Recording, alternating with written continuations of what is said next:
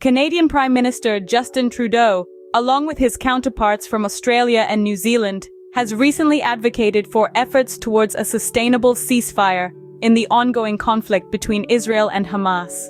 This marks the first occasion that the Canadian government has explicitly used the term ceasefire in this context.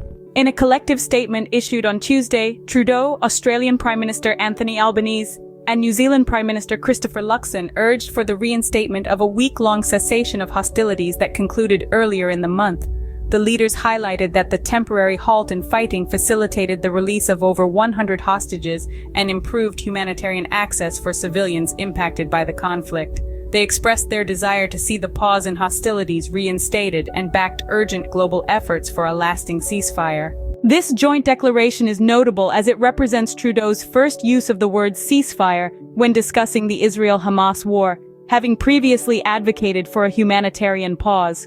The statement emphasized the necessity for a balanced approach, calling on Hamas to release all hostages, cease using Palestinian civilians as human shields, and disarm. In addition to addressing the situation in Gaza, the statement also touched on broader issues. It rejected any role for Hamas in Gaza's future governance and affirmed the Palestinian right to self-determination while opposing the forced removal of Palestinians from Gaza.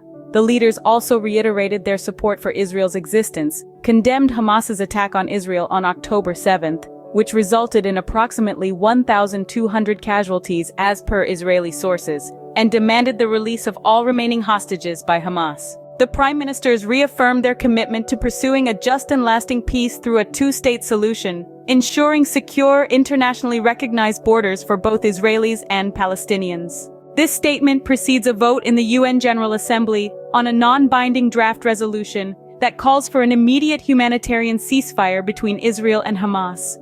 This follows the United States' veto of a similar resolution at the UN Security Council, which sought an immediate humanitarian ceasefire in Gaza. According to reports from the Gaza Health Authority, controlled by Hamas, recognized as a terrorist organization in Canada, the conflict has resulted in over 18,200 Gazan fatalities since October 7th.